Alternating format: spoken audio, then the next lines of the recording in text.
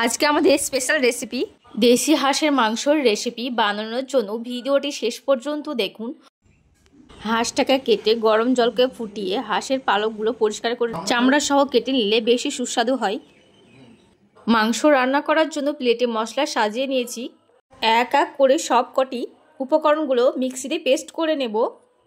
রসুন আর পেঁয়াজ কুচি বেশি পেস্ট করব না, থেতো করে নেব। মশলার পেস্ট তৈরি হয়ে গেছে, প্লেটে সাজিয়ে নিয়েছি। হাঁসের মাংসের সাথে আলু দিব, তার জন্য আলুগুলো কেটে গরম তেলের মধ্যে দিয়ে দিলাম।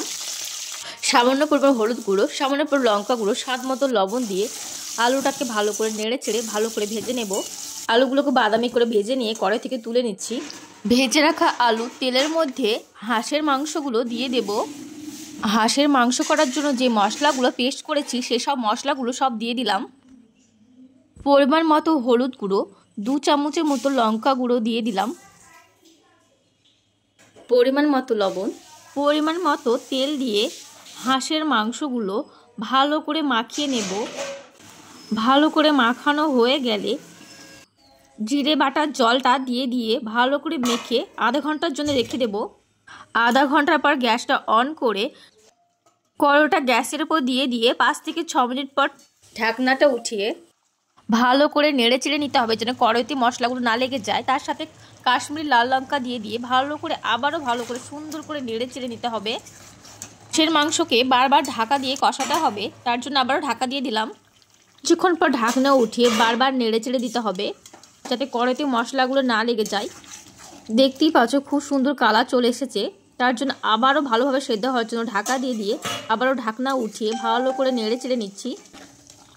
হাঁসের মাংস রান্না করতে হলে বারবার ঢাকা দিয়ে রান্না করতে হবে, নাহলে বারবার ঢাকা না দিলে ভালোভাবে কষানোও হবে না আর ভালোভাবে সেদ্ধও হবে না।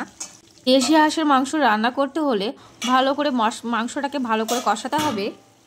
হাঁসের মাংস অনেকক্ষণ টাইম নিয়ে হাঁসের মাংসকে ভালো করে কষাতে হবে।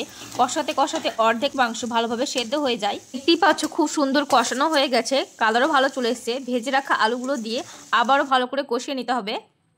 মাংস রান্না করতে গেলেই সবসময় গরম জল ব্যবহার করবে। গরম জলটা হাঁসের মাংসের উপর দিয়ে দিলাম। সামান্য পরিমাণে গরম মশলা পাউডার দিয়ে ভালো করে নেড়ে চেড়ে নিতে হবে। গরম মশলা পাউডার দিয়ে কিছুক্ষণের জন্য ঢাকা দিয়ে আবারও ঢাকনাটা উঠিয়ে ভালো করে নেড়ে চেড়ে নিচ্ছি। হাঁসের মাংস আর আলু সেদ্ধ হওয়ার জন্য বারবার ঢাকা দিয়ে দিতে হবে। এখনও হাঁসের মাংস ভালোভাবে সেদ্ধ হয়নি, তার জন্য আবারও ঢাকা দিয়ে দিলাম। দেশি হাঁসের মাংস আর আলু ভালোভাবে সেদ্ধ হয়ে গেছে, দেখি বুঝতে পারছেন। হাঁসের মাংসের উপর পরিমাণ মতো মিট মশলা দিয়ে ভালো করে নেড়ে চেড়ে নিতে হবে। মিট মশলাগুলো যেন মাংসের সাথে মিশিয়ে যায়। দেশি হাঁসের মাংস অবশ্যই বাড়িতে এভাবে ট্রাই করবেন, দেখবেন খেতে খুব সুন্দর হবে। রেসিপিটি ভালো লাগলে লাইক, কমেন্ট অ্যান্ড সাবস্ক্রাইব করবেন।